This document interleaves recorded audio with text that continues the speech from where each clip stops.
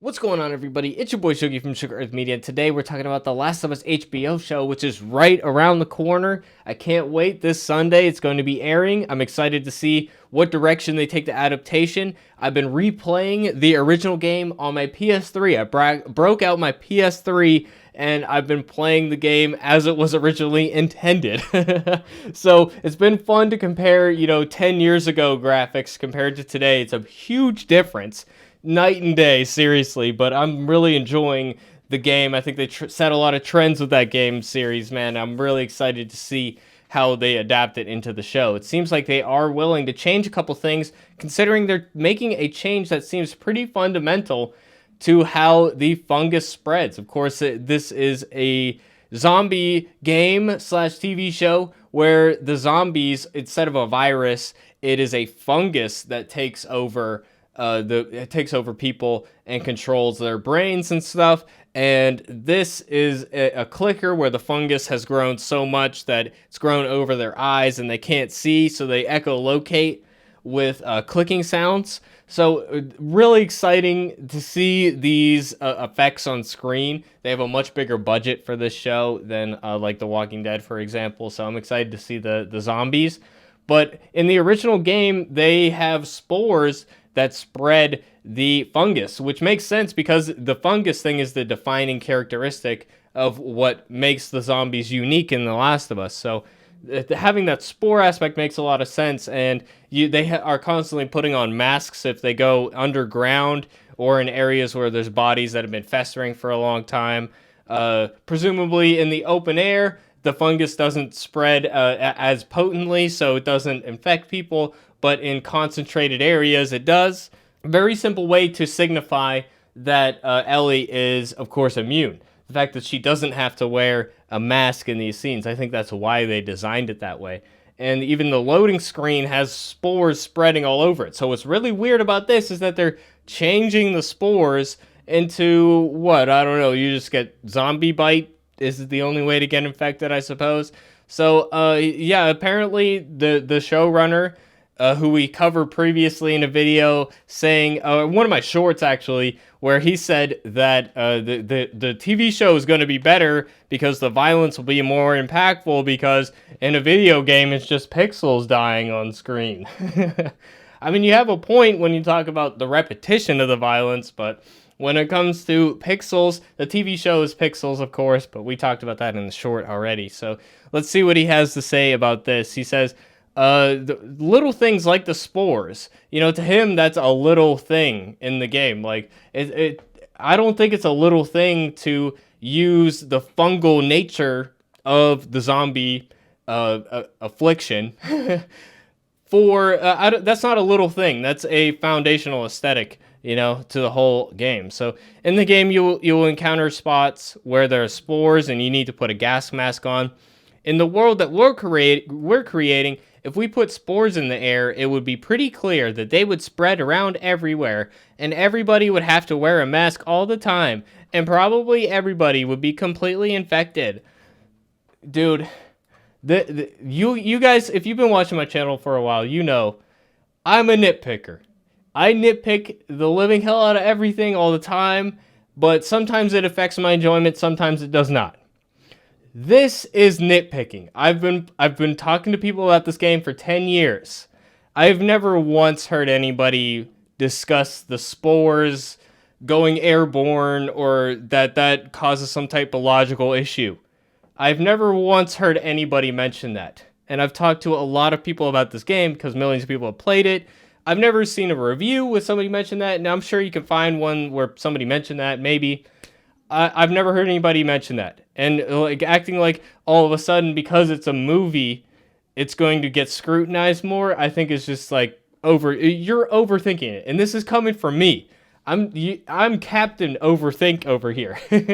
I think it's important to think things through. But I don't, you don't think about what you're giving up. That's what the thing is. It's not as simple as just plucking one thing out. There's a reason why the game was designed like that. So that's my opinion on that. Now they say it tones down the violence. Like I said, that same interview, I think that makes sense in the sense that you don't need the gameplay mechanic of just constantly fighting enemies. So of course that's just naturally there's going to be less violence because I mean the show's not going to be as long as the game is. So you got to take out a bunch of the fights. It would be kind of pointless just to watch a bunch of pointless action scenes, you know. So if it doesn't affect the story, that makes sense. But after saying this, that they're willing to change something as fundamental as this, you got Neil Druckmann saying it's going to be the most authentic game adaptation. And then right underneath it, he contradicts it by saying they think people want to see the gameplay on screen, meaning in the film. And I get what they mean. Like, you don't just want to watch, you know, cutscene gameplay. Like, it wouldn't flow right. And the action scenes need to be more impactful and all that. Like, that all makes sense to me. But at the same time, like, you know, saying it's going to be the most authentic game adaptation and then saying you are somehow, you know, it sounds like you're saying you want it to be different than before. So it's a contradictory. But, you know, I'm going to judge it on its own merits. I'm going in with an open mind. I'm expecting to like this show. But, yeah, so I'm going to go in with a positive opinion about the show. I'm just saying there's some things in here that make me question it a little bit. Yes, so, I mean, there's some other statements in here talking about Skyrim. I love the ability to wander, to do nothing in Skyrim, but that is not translatable. The Last of Us was always a story where the story comes first. So that's a little confusing. A story where the story comes first. Imagine that. But yeah, I mean, The Last of Us original game is not comparable to Skyrim in that way. The ability to wander, to do nothing. I mean, there's a few bits in between combat sections and puzzle sections where you are wandering around looking for items to survive, but that's like, you can skip that if you want. You know, so I don't know what, and then they compare it to the Assassin's Creed.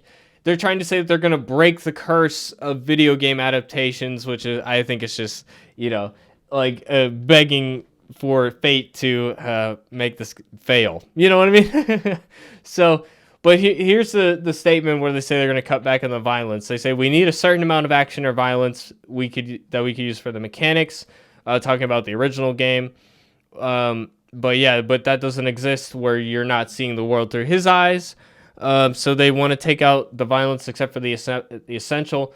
And they said that they were hearing that from the showrunner and HBO, which I find interesting that HBO would say that, given that their whole thing is, you know, the premium cable service, they can show violence, you know, Game of Thrones and everything was well known for that. So I find it interesting that they decided to go that approach. So, but anyways, guys, we're going to find out what I think of the show. You know, I think it's interesting. The only other thing really to cover is that some of the actors were told not to play the games. And now I've done a video about this before, but just to summarize briefly, I don't find that to be an issue personally because, you know, I think the actors, they have to know their script and they have to know what the director wants them to do, but it's not their job to make sure that the story is faithful. It's their job to do what they're told to do.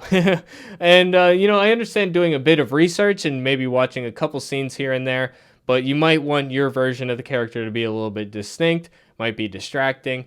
And, yeah, I don't think that necessarily says that the show is going to be more or less faithful. I don't think it shows anything. I don't think Andrew Lincoln has read every issue of the Walking Dead comic series, for example. You know, I think he read a couple, got the gist of it, and then just reads the scripts for the shows and discusses it with the showrunners. I could be wrong, but I doubt that every Walking Dead actor knows every, you know, line that their character said in the comic series. So I just wanted to, I don't want to make another video about that because it seems redundant because I already made it about Pedro Pascal a few months ago, but just so we can throw that at the end of this video here. But let me know what you guys think in the comment section down below. You really look forward to this show. I'm hoping that we love this, and I'm just excited to see a zombie show with a big budget. $10 million an episode budget compared to $1.4 million an episode for the Walking Dead final season. So it's going to be a big jump in production value. So I'm really excited to see how this show turns out. Let me know what you guys think.